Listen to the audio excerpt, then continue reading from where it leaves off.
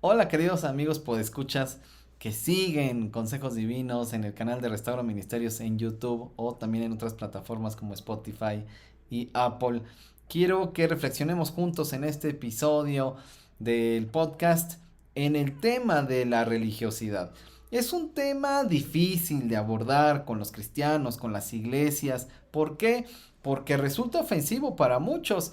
Imagínate que, bueno, no vas a llegar tú a decirle a alguien, oye, pues tú practicas la religiosidad, ¿no? O por supuesto que no, sino que en el caso nuestro de Restauro Ministerios, lo que hacemos es proveer las herramientas para que las iglesias se examinen, se diagnostiquen y puedan saber si están practicando la religiosidad.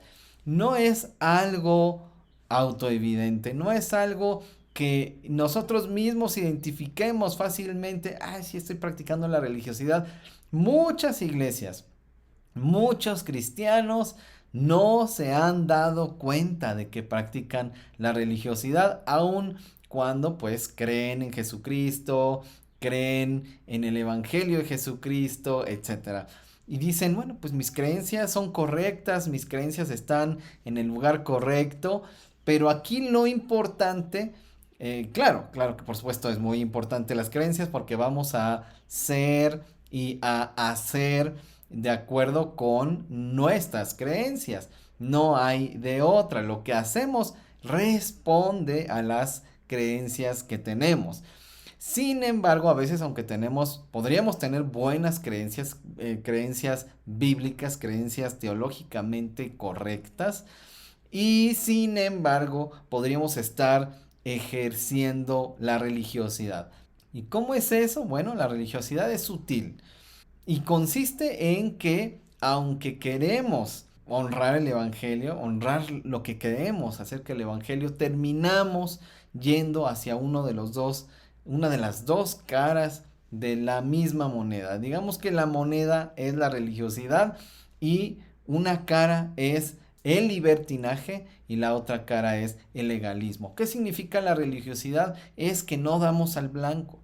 Cuando estamos religando nuestra comunión con Dios, que ya ahí viene la palabra religión. Muchos satanizan la palabra religión, ¿no?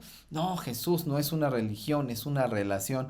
Pues suena muy bonito, suena muy espiritual, pero la realidad es que el concepto religión, que viene del latín religare, significa que se está religando la relación a la que hacen referencia los que pues escuchan la palabra religión y les da miedo, se les pone la piel chinita, se les eriza la piel. Perdón de repente por mis mexicanismos, pero bueno, aquellas palabras que temen o que les producen náusea la palabra religión, la verdad es que habla de la relación entre Dios y los hombres que es restaurada, que es religada, que se restablece. Y claro, por supuesto, por la fe, por medio de la fe en el sacrificio de nuestro Señor Jesucristo por nosotros. Bueno, religión es simplemente un concepto que alude a que lo que ha hecho Dios, la obra que ha hecho Dios por nosotros, por la humanidad, digamos, tiene que ver con su deseo de restaurar nuestra relación con Él, rota, por supuesto, por la práctica del pecado. Eso es a lo que alude religión. Y claro, que se ha usado para hablar de distintas creencias, distintos sistemas de creencias que no tienen nada que ver con el cristianismo, sino con paganismo, con dioses de piedra, de madera, esculturas, dioses que responden a la imaginación humana. Y estos dioses, ¿cómo sabemos que los dioses paganos, cualquier dios que no es Dios, el Dios verdadero, el Dios vivo, el Dios de Abraham, el Dios de Isaac, el Dios de Jacob, el Dios de Moisés, el Dios de Jesucristo y Jesucristo mismo como también Dios, como igual a Dios, pero que hace la obra redentora por nosotros al morir en la cruz. Bueno, ¿cómo sabemos que Dios, el Dios vivo y verdadero, Jehová, Yahvé, Yah, Elohim, etcétera? ¿Cómo sabemos que este Dios, el Dios de la Biblia, como también se conoce, es el verdadero y los otros, todos los demás, el que se te ocurra, no es o no son dioses verdaderos? ¿Cómo lo sabemos? Bueno, es muy fácil. Eh, Todos los otros dioses son a imagen y semejanza. Fueron creados a imagen y semejanza del ser humano. Reflejan sus debilidades, reflejan sus pasiones, reflejan los deseos humanos, reflejan incluso las dinámicas de las relaciones humanas. Por ejemplo, los dioses griegos, los dioses de las diferentes naciones de Mesoamérica, ¿no? Los dioses de los mexicas y los dioses de los mayas y los dioses de los zapotecas y en fin, de verdad decenas de grupos étnicos en Mesoamérica que tenían sus dioses, compartían muchos de ellos, pero todos estos dioses y los dioses que se te ocurran, los dioses nórdicos, todos estos dioses comparten lo mismo, comparten que reflejan las pasiones, los deseos, las emociones, pero sobre todo las debilidades, los defectos de carácter del ser humano. Todos comparten esto mismo. Son creados o fueron creados a imagen y semejanza del ser humano. Y aunque nosotros mismos podemos ver en nosotros cosas que verificamos a través de la Biblia, que son características que tiene Dios por haber sido nosotros creados a imagen y semejanza de Dios, y no al revés, entonces podemos encontrar que el Dios de la Biblia tiene un anhelo y un deseo, número uno, de restaurar su comunión con la humanidad. Sabe Dios que la humanidad decidió en un momento dado rechazar sus leyes, rechazar su voluntad, sus mandamientos, para la humanidad llevar a cabo su propia voluntad, su voluntad humana, y que bueno, finalmente es el origen del pecado. Cuando la humanidad determinó, bueno, ¿por qué vamos a llevar a cabo la voluntad de Dios? ¿Por qué no nos hacemos dioses? ¿Por qué no nos hacemos dioses a nosotros mismos y hacemos nuestra propia voluntad? Bueno, así es como empieza la historia, vamos a decir, religiosa de la humanidad. Sin embargo, Dios desde el principio ha querido restablecer su relación con el ser humano, una relación que tuvo desde un inicio con el ser humano, y que el pecado ha resultado en que el ser humano y Dios estén alejados, porque el ser humano ha decidido comportarse y ha decidido vivir como un enemigo de Dios. ¿Y cómo sabemos que es un enemigo de Dios? Bueno, lo vemos en sus obras, en las maldades que el ser humano ha elegido hacer, en hacer lo malo, hacer lo injusto. Vemos cómo las tribus, las naciones humanas han sometido a otras naciones, las han reducido a esclavitud, han violado a sus mujeres, han matado a sus hijos, han esclavizado a los padres, a sus esposos, a los hombres, a los varones. En fin, hemos visto cómo se corrompió la raza humana, y pues a raíz de todo esto, bueno, pues parte de lo mismo y parte de la necesidad humana de que la naturaleza obre en favor suyo, parte de la necesidad y también del temor a la propia naturaleza y a sus efectos, pues se han creado dioses para que los bendigan, para que les den cosechas abundantes y para que estos dioses básicamente hagan su propia voluntad. Ninguno de estos dioses está preocupado por el comportamiento moral del ser humano, porque el ser humano haga lo bueno y haga lo justo, sino Dios. Dios ha sido este único Dios a lo largo de la historia que ha demandado, ha exigido al ser humano este comportamiento bueno, este comportamiento justo, este comportamiento en el que el ser humano demuestre amar a Dios por sobre todas las cosas y a su prójimo como a sí mismo. Bueno, y es este Dios el que nos ha tratado de, el Dios vivo y verdadero, el que nos ha tratado de concientizar en un momento dado a través de la ley de Moisés de los efectos destructivos que ha tenido el pecado desde el principio de la creación en el ser humano y en sus congéneres. Y bueno, obviamente con la relación entre Dios y el hombre. ¿Y por qué decir todo esto?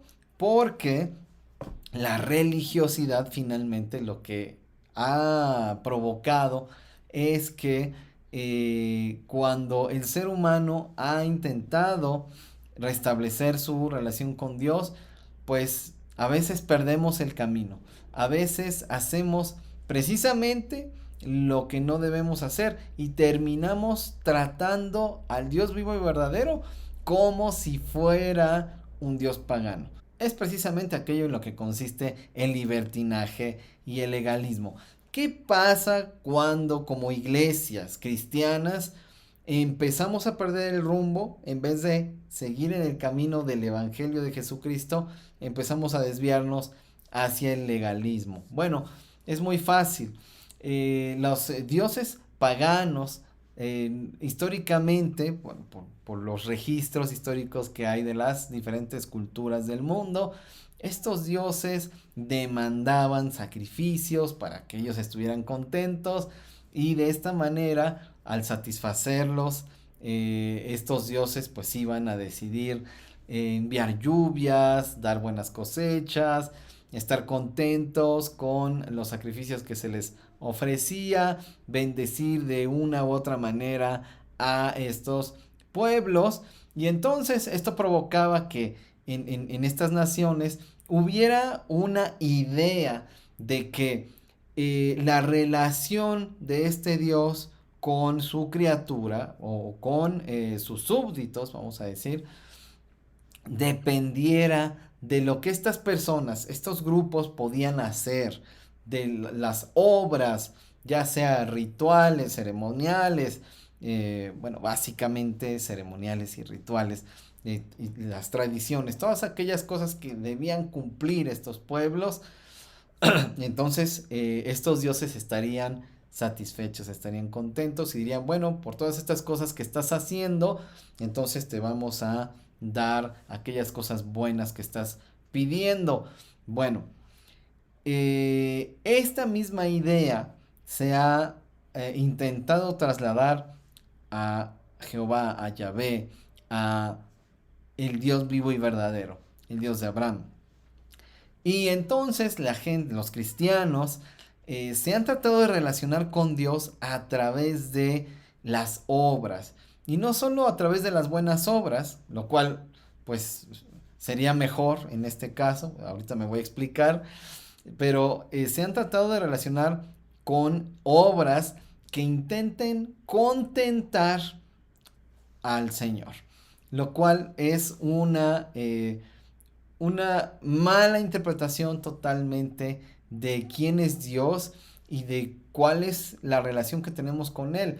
La Biblia enseña en muchas partes, pero se me ocurre Efesios 2, del 8 al 10, que la salvación no es por obras, es por el sacrificio de Jesucristo en la cruz por toda la humanidad para arrepentimiento de pecados, es decir, para que el ser humano abandone su vida de práctica de pecado y comience a relacionarse con Dios y de esta manera como una consecuencia comience a hacer el bien y lo que es justo y de esta manera ame a su prójimo como a sí mismo. Bueno, muchas veces se enseña cosas en las iglesias como, bueno, tú quieres creer en Dios, tú crees, bueno, pues tienes que venir todos los domingos, tienes que venir a todas nuestras actividades, tienes que participar en los estudios bíblicos y de doctrina y otro tipo de clases que impartimos como iglesias. Tienes que servir de alguna manera en alguno de nuestros ministerios.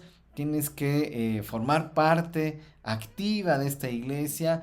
Tienes que venir a todas nuestras reuniones. Tienes que, no sé si ya dije bautizarte, pero bueno, tienes que bautizarte. Tienes que cumplir con una serie de cosas. Muchísimos cristianos en estos prácticamente 13 años de ministerio, lo que hemos comprobado es que muchísimos cristianos piensan que su relación con Dios consiste eminentemente en las cosas que hacen para Él.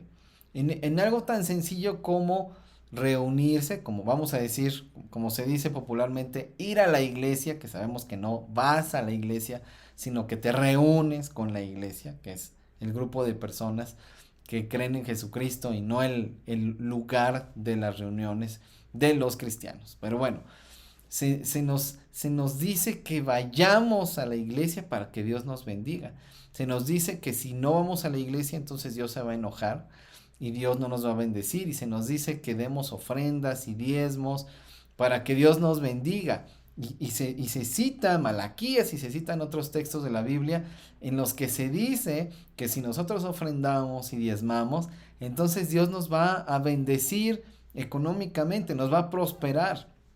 ¿De acuerdo? Y claro, realmente se enseña que pues Dios no necesita nuestro dinero, pero que básicamente si nosotros nos reunimos con la iglesia, si nosotros damos dinero, si nosotros servimos y damos nuestro tiempo y participamos en las actividades, cumplimos con lo que se nos dicta en nuestra iglesia local, entonces eso resultará en bendición de Dios. Resultará en que Dios esté a favor nuestro, resultará en que Dios nos obre en favor nuestro. Bueno, esto es legalismo, completamente legalismo, porque se piensa que Dios está esperando que hagamos todas estas cosas para entonces obrar en nuestro favor. Y hay un concepto clave en esto que es gracia. Gracia, que es que Dios nos da y obra en favor nuestro independientemente de nuestro desempeño, independientemente de que lo merezcamos o no lo merezcamos. Jesús voluntariamente vino al mundo a padecer porque en la presencia del Padre pues Jesús lo tenía todo y no escatimó ser igual a Dios para convertirse en un ser humano y padecer todo lo que padecemos los seres humanos por causa del pecado, porque esto no es la condición original que Dios pensó y en la que Dios nos creó a los seres humanos, sino que el estado actual de las cosas, de enfermedad, de muerte, de la cuestión climática, de lo que implica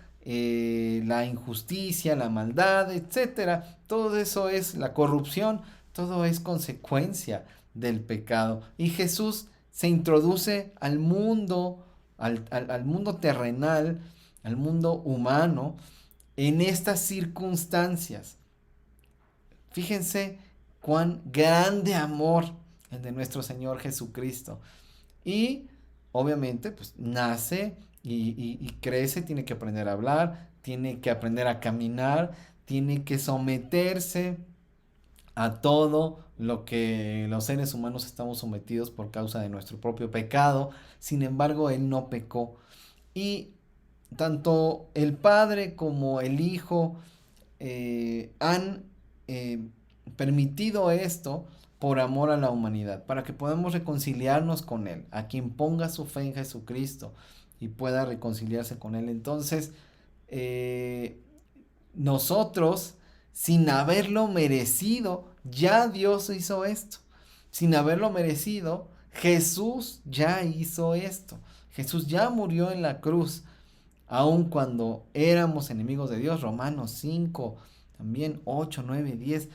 Esta parte en la que vemos que aun cuando éramos enemigos de Dios a su tiempo, Jesús murió por los pecadores.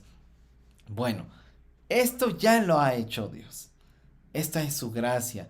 Y además, hablando de la gracia común, de la que gozamos todos los seres humanos, aun los que rechazan a Dios, que es que Dios hace salir su sol sobre justos e injustos, manda la lluvia a su tiempo, las estaciones, en fin, todas las cosas que sabemos que Dios hace cada día, nos provee de alimento, nos da sustento, nos da trabajo, nos da salud. Todas estas cosas Dios las hace, es su gracia común para con toda la humanidad. Bueno, entonces hay gracia de parte de Dios.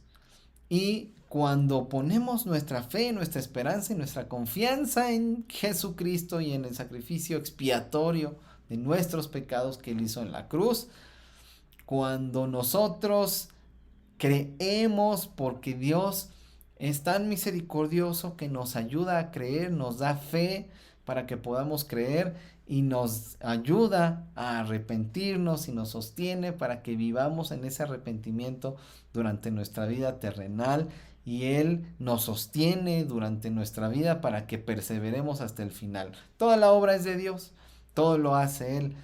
Bueno, como respuesta a esto que Dios hizo, pues nosotros andamos en fe, en nosotros empezamos a abandonar la práctica de nuestras maldades para imitar a Jesucristo, para imitar al Padre y hacer lo que es bueno, hacer lo que es justo, obrar en favor del prójimo, aunque no lo merezca, replicando nosotros mismos lo que Dios hizo en Jesucristo por nosotros, con esta gracia, y nosotros damos de esta manera de gracia lo que recibimos de gracia. Todo lo bueno que nosotros hacemos, incluso lo que hacemos como parte de formar, de ser miembros del cuerpo de Jesucristo, que es su iglesia, la comunidad de fe.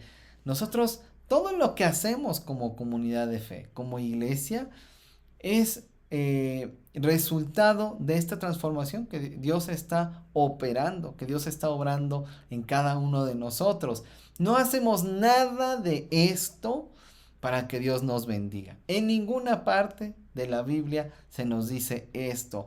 No tratamos de obedecer a Dios para que Dios nos bendiga, sino que Dios nos bendice en su Hijo Jesucristo, y lo que hacemos no es para ganarnos el favor de Dios como se hacía con los dioses paganos.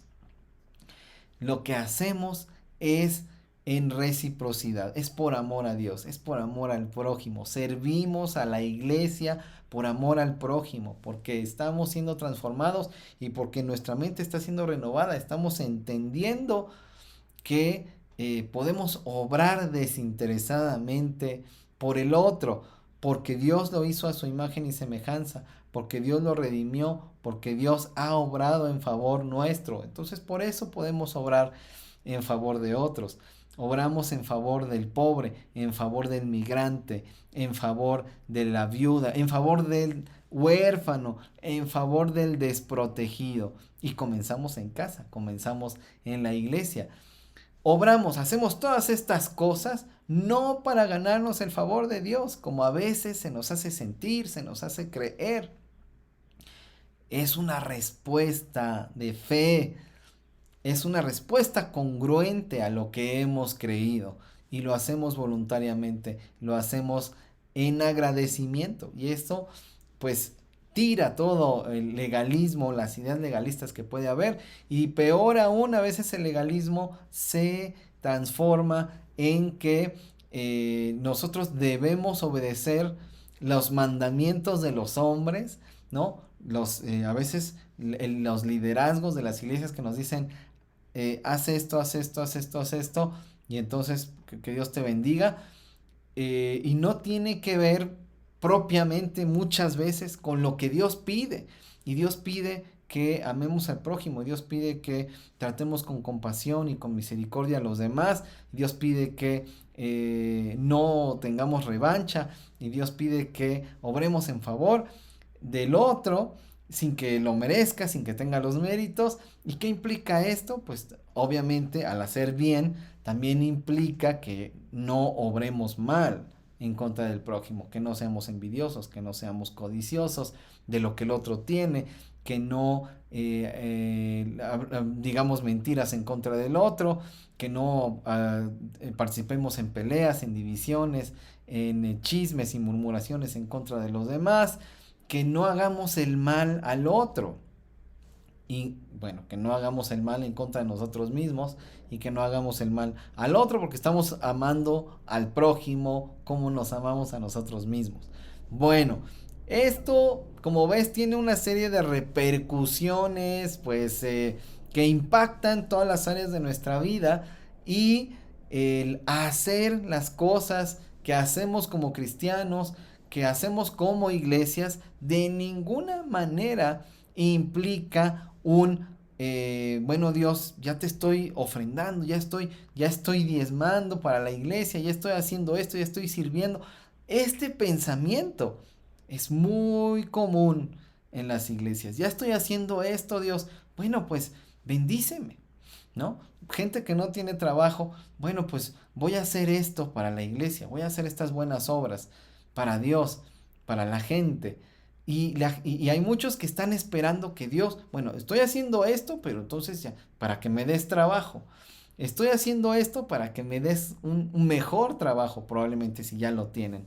Estoy haciendo esto para que los problemas en mi matrimonio, en mi familia, se solucionen. Cuando tú tienes las respuestas para solucionar los problemas de tu matrimonio y de tu familia, tú tienes la responsabilidad ahí, pero a veces, por dejar las cosas en manos de Dios, cuando tenemos la responsabilidad de hacerlo y en vez de eso decimos, bueno, voy a hacer estas cosas para la iglesia, cuando muchas de estas cosas que hacemos terminan por resquebrajar nuestros matrimonios y nuestras familias, porque estamos tan ocupados haciendo cosas para Dios, entre comillas, y para la iglesia, entre comillas, que a veces no lo estamos haciendo para ellos, sino lo estamos haciendo para que Dios nos favorezca en las necesidades y en las solicitudes que le hemos externado, que tenemos. Esto es real y es una práctica de religiosidad. No estamos dando en el blanco, no es lo que Dios nos pide, no es lo que Dios espera de cada uno de nosotros. Entonces hay que tener cuidado con, y sobre todo con hacer de las cosas que le pedimos a las personas, aquellas cosas que les exigimos a los creyentes, cuidado con hacerlas mandamientos de Dios, que no lo son nuestras demandas para las otras personas. Les pedimos, por ejemplo, que no falten a las clases y también insinuamos que si lo hacen, pues Dios se va a enojar, o Dios no los va a bendecir, o algo. A veces cuando les pasa algo malo, algunos líderes pues dicen mentirosamente, pues esto te pasó por no venir a la iglesia, esto te pasó por abandonar tu ministerio. Pues por supuesto que Dios quiere que sirvamos al otro y que lo hagamos a través de la iglesia, y por supuesto que Dios quiere que nos capacitemos y que aprendamos más de la fe y de la doctrina cristiana y de otras cosas más, y Dios quiere que sirvamos a otros. Dios quiere todas estas cosas, pero cuidado con decir que eso es un mandamiento de Dios, porque hay que ver qué es lo que Dios verdaderamente sí nos pide. Y nos pide estar a favor del pobre, del que está sufriendo, a favor del que está desprotegido, del que está sufriendo injusticias. Eso es lo que nos pide Dios en la práctica. Por otro lado, el libertinaje va como sigue. El libertinaje lo predicamos cuando en el otro extremo de la religiosidad enseñamos que no pasa nada con lo que tú haces, con cómo vives. Tú puedes pecar todo lo que tú quieras, tú puedes vivir como tú quieras y hacer cosas malas deliberadamente, porque si tú has creído en Jesús, pues ya eres salvo. Si tú has creído en Jesús y en su sacrificio por tu pecado, tú ya eres salvo. Tú ya básicamente tienes el boleto para el cielo y no te tienes que preocupar de nada. Y es una distorsión de la gracia. Algunos lo llaman hipergracia. Hay diferentes nombres en el contexto teológico, pero es una distorsión de la gracia. Por supuesto, como dije hace un momento, nuestra relación con Dios no depende de nuestro desempeño.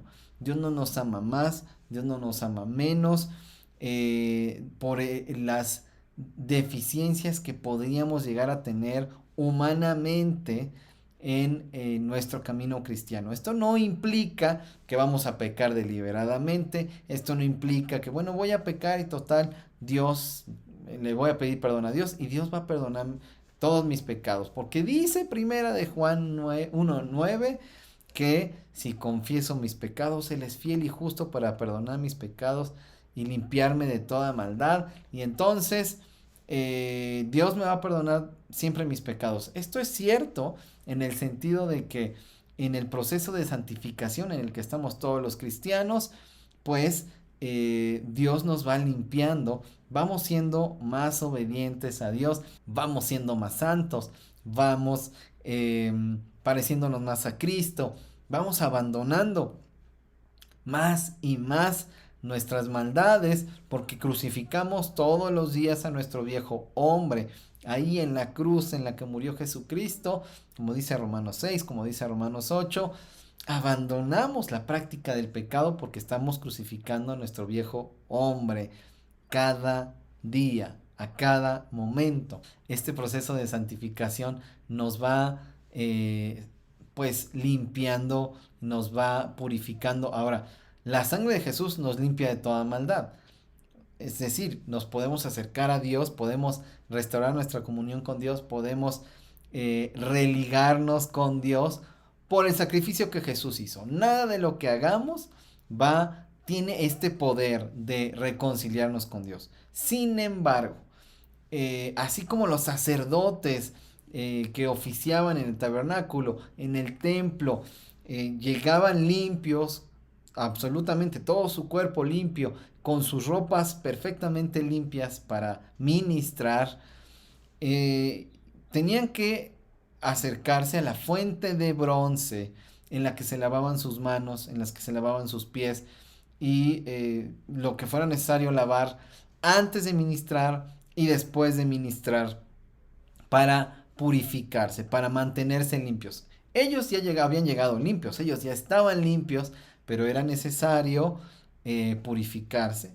mantenerse así. De esto es de lo que habla el apóstol Pablo cuando escribe a Tito y está hablando de los cretenses específicamente en la carta a Tito.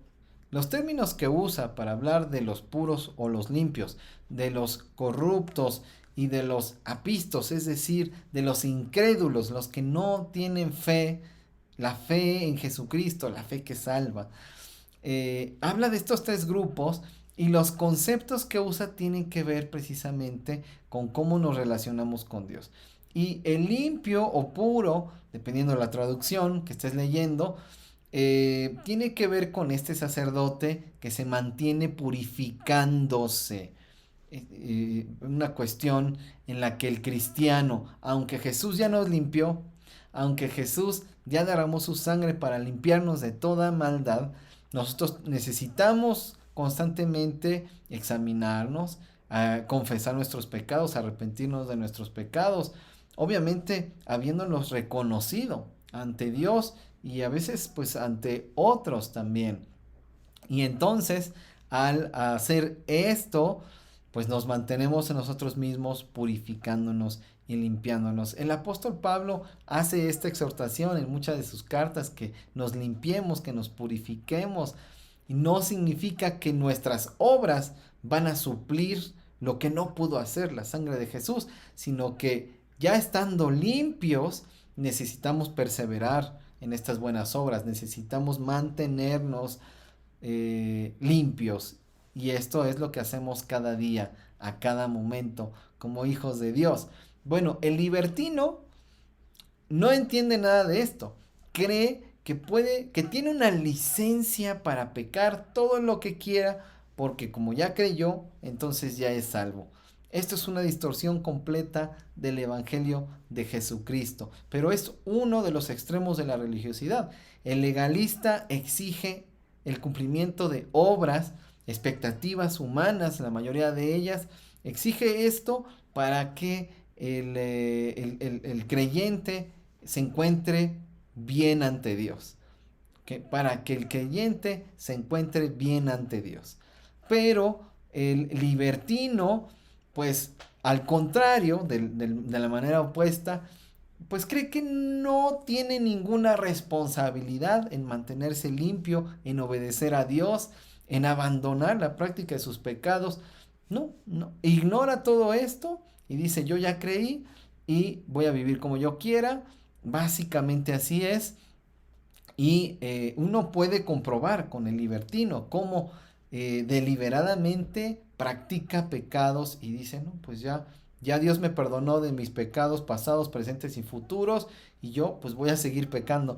Sin embargo, este testimonio es completamente de negar la eficacia y el sacrificio de Jesucristo. Es negar la fe en Jesucristo. Esta fe que dice, no, yo ya creí, pues realmente con este tipo de vida estás negando que has creído.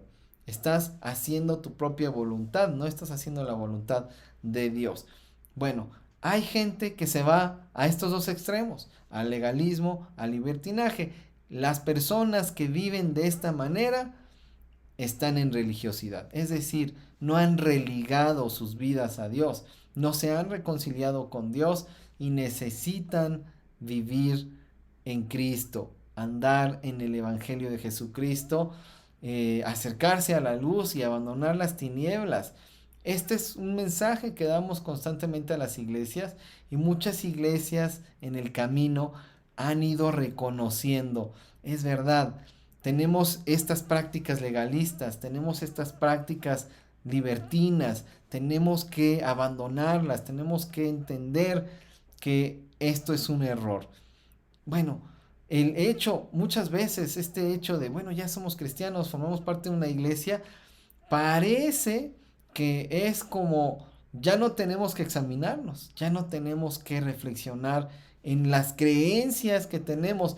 No me refiero a lo que crees de la Biblia, a lo que me refiero son creencias que tenemos que van en contra de lo que Dios ha dicho, de lo que Dios ha revelado. Entonces, si no nos damos cuenta de estas contradicciones que hay en nuestras iglesias, pues hacia dónde vamos a ir, hacia dónde estamos caminando. Bueno, pues esta reflexión acerca de la religiosidad, espero y confío y oro en que te sea útil. Ya seguiremos hablando de estos temas en otros contextos, en otras aplicaciones, pero por lo pronto, pues, ¿qué te parece? ¿Qué piensas? ¿Es un tema relevante para nuestras iglesias? ¿Es un tema que nos ayuda a hacer ajustes para, pues, retomar el camino que en ocasiones, pues, hemos perdido, ya sea personalmente, ya sea como iglesias? Bueno, ahí lo dejo y gracias por acompañarme hasta aquí. Que Dios sea contigo y hasta pronto.